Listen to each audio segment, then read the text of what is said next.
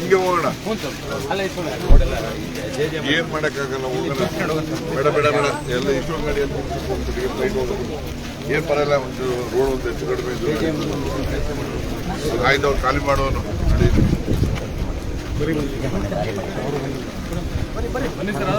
ಬರ್ರಿ ಬರ್ರಿ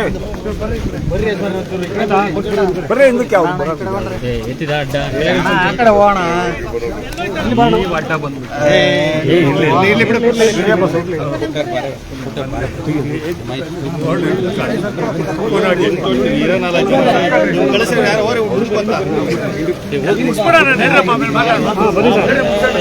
ಜಾಗನೇ ಇಲ್ಲ.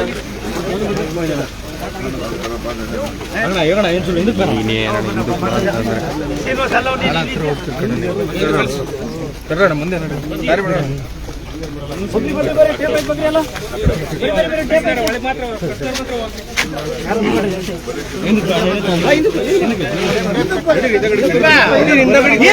ಕಟ್ ಮಾಡ್ತಾರ ಮತ್ತೆ ಸಿಗ್ಬೇಕು ಅಂತ ನೀನು ಹೆಣ್ಮಕ್ಳಿದ್ರೆ ವಯಸ್ಸಾದವ್ರು ಯಾರಾದ್ರೊಬ್ರು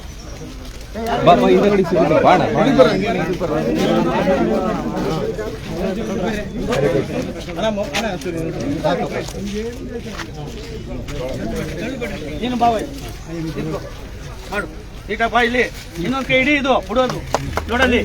ಅಲ್ಲಿ ನೋಡಲ್ಲಿ ಮೇಲ್ಗಡೆ. ಒಳ್ಳೇದಾಗ್ಲಿ ಅಂತ ಹೇಳು. ತಗೋಪ ಜಾರ್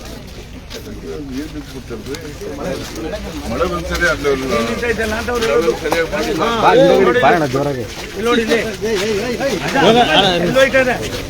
ಹೋಗೋದಿಲ್ಲ ಪಾಗೋದಿಲ್ಲ. ಗೊತ್ತಾಯ್ತು ಸರ್. ಹೌದು, ಏನು ಇಂಜಿನಿಯರ್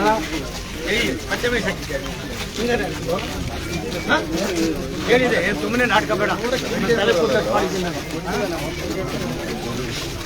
ಲೆವೆಲ್ ನೋಡಿಸ್ತಂದ್ರೆ ನಿಂತ್ರೆ ಹೆಂಗಪ್ಪ?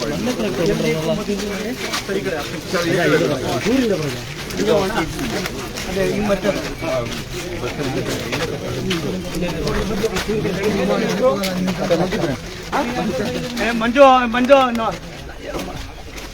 ಬನ್ನಿ.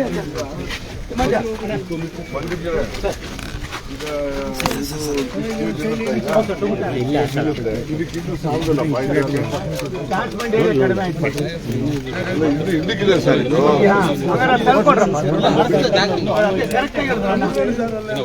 ಮಾಡಿ ಮಾಡಿ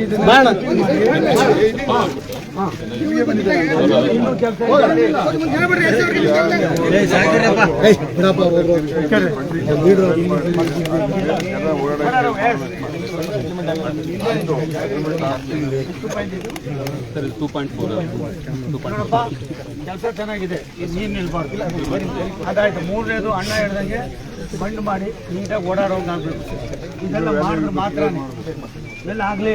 ದಯವಿಟ್ಟು ದಯವಿಟ್ಟು ಸ್ವಲ್ಪ ರಮೇಶ ಹಿಂದಕ್ಕೆ ಬನ್ನಿ, ಹಿಂದಕ್ಕೆ ಬನ್ನಿ, ಹಿಂದಕ್ಕೆ ಬನ್ನಿ, ಹಿಂದಕ್ಕೆ ಬನ್ನಿ.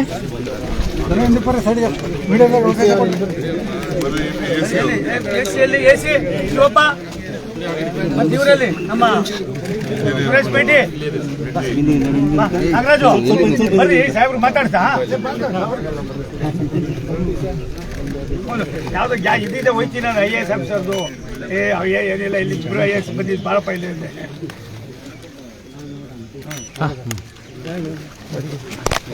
ಯಾವ ಕಡೆ ಸರ್? ಆ ಕಡೆ, ಈ ಕಡೆ, ಈ ಕಡೆ, ಈ ಕಡೆ, ಈ ಕಡೆ.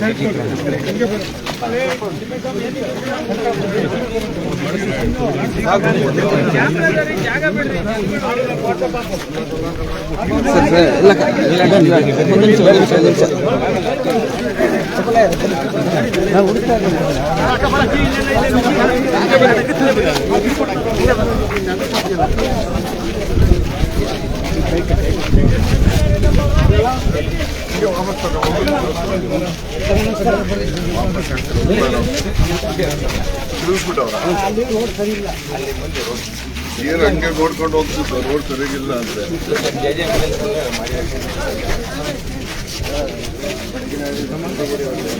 ಆಯ್ತು ನಡೆ ಮಾಡೋಣ.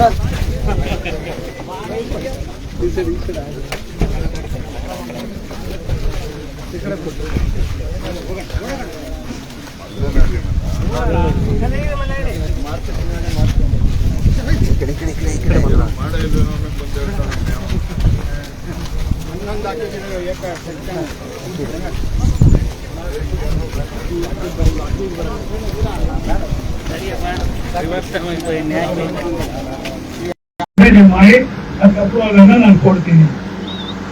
ಕೇವಲ 18 ಇವತ್ತು ಬೆಳಿಗ್ಗೆಯಿಂದ ನೋಡಿದ 30 ಕೋಟಿ ರೂಪಾಯಿ ಕೆಲಸ ನಾನು ನೋಡಿದೆ. ಇಡೀ ಅವ್ರ ಕ್ಷೇತ್ರವನ್ನ 5-6 ಹೋಬಳಿಗಳನ್ನ ಸುತ್ತಾಡ್ಕೊಂಡು ಬಂದಿದ್ದೀನಿ. ನನಗೆ ಭಾರಿ ಆನಂದ ಆಯಿತು. ರಾಜಕಾರಣಿಗಳು ನಾವು ಬರ್ತೀವಿ ಹೋಗ್ತೀವಿ, ಆದ್ರೆ ಇತಿಹಾಸಗಳು ಎಲ್ಲೋ ಒಂದ್ ಕಡೆ ಪುನರಾವರ್ತನೆ ಆಗ್ತಕ್ಕಂಥ ಅವಶ್ಯಕತೆಗಳು ಇದೆ ಅನ್ನೋದನ್ನ ಇವತ್ತು ನಾವು ಮನಗಂಡಿದ್ದೇವೆ. ಈ ಒಂದು ಅದು ಮಳೆ ಬಂತು ಅಂತ ಇದಾಗಿ ಇದ್ರ ಮೇಲೆ ನಿಂತ್ಕೊಂಡ್ರೆ ನಿಂತಿದ್ದೀರಲ್ಲ, ನಿಮ್ಮ ದೊಡ್ಡತನವನ್ನು ನಾನು ಆನಂದ ಪಡ್ತೀನಿ. ನನಗನ್ನಿಸ್ತಾರೆ ಈ ಭಾಗಕ್ಕೆ ಏನೇನು ಕೊಡ್ತಿರೋ ಭಾರತ ಸರ್ಕಾರದಲ್ಲಿ ಸನ್ಮಾನ್ಯ ನರೇಂದ್ರ ಮೋದಿ ಅವರ ಆಶೀರ್ವಾದದಿಂದ ಎಲ್ಲರೂ ಕೂಡ ಮಾಡಿಕೊಡ್ತಕ್ಕಂಥ ಕೆಲಸವನ್ನ ನಾನು ಕೂಡ ರಾಜಣ್ಣವ್ರ ಜೊತೆ ಕೈ ಜೋಡಿಸ್ತೀನಿ ಅನ್ನೋ ಮಾತನ್ನ ಈ ಸಂದರ್ಭದಲ್ಲಿ ಹೇಳಿ, ದೇಶ ಇದ್ರೆ ಮಾತ್ರ ನಾವು ದೇಶದ ಇತಿಹಾಸವನ್ನ ಮುಂದಿನ ಪೀಳಿಗೆಗೆ ಪರಿಚಯಿಸತಕ್ಕಂಥದಕ್ಕೆ ಅದನ್ನ ಜನಪ್ರತಿನಿಧಿಗಳ ಅವಶ್ಯಕತೆ ಇದೆ. ನಾನು ಬಂದಾಗ ಸುತ್ತಾಡ್ತಾ ಇದ್ದೆ. ನನಗೆ ಬೆಳಗ್ಗೆಯಿಂದ ಒಂದು ರೀತಿ ಸಂಚಾರ ಆಗಿದೆ. ನಮ್ಮ ಜೊತೆ ನಮ್ಮ ಆಂಜನಪ್ಪರ ಜೊತೆಯಲ್ಲಿ ಅನೇಕ ಕಾಂಗ್ರೆಸ್ ಅವರು, JDS ಅವರು ನಾನು ಪುಟ್ಲಿ ಬಾಯಿ ಕೇಳಿದೆ. ಅವ್ರು ಕೇಳಿದ್ರು ಏನಾಗಿದ್ದಾರೆ ಅವರು ಅಂತ. ಇಲ್ಲ, ಅವರ ಹಳೆಯ ಪ್ರಜಾವಾಣಿಯಲ್ಲಿ ಮುಖ್ಯಸ್ಥರಾಗಿದ್ದಾರೆ, ಮುಖ್ಯ ವರದಿಗಾರರಾಗಿದ್ದಾರೆ. ಆ ತಕ್ಷಣಕ್ಕೆ ಅವ್ರನ್ನ ಯಾಕೆ ಸಂಬೋಧನೆ ಮಾಡ್ತಾರೆ ಅಂದ್ರೆ ಇದೆಲ್ಲವೂ ಕೂಡ ಸಮಯ ಪ್ರಜ್ಞೆ, ವ್ಯವಸ್ಥೆಗೆ ತಕ್ಕಂತೆ ಕೆಲಸ ಮಾಡ್ತಕ್ಕಂಥದ್ದು ಆಗ್ಬೇಕಾಗಿದೆ. ನನಗನ್ಸುತ್ತೆ ಇವತ್ತೇನು 29-30 ಕೋಟಿ ರೂಪಾಯಿ ನಾವು ಇಲ್ಲಿ ಮಾಡಿದ್ದೀವಿ. ಹೊರಗಿನಲ್ಲೂ ಕೂಡ 36-37 ಕೋಟಿ ರೂಪಾಯಿಯನ್ನ ಕೂಡ ನಡೀತಾ ಇದೆ. ಮುಂದಿನ ವಾರ 15-20 ದಿವಸದಲ್ಲಿ ಡಾಕ್ಟರ್ ಪರಮೇಶ್ವರ್ ಸಾಹೇಬ್ರ ಹತ್ರ ಮಾತಾಡಿ ಅದು ಕೂಡ ನಾವು ಮಾಡ್ತಾ ಇದ್ದೀವಿ.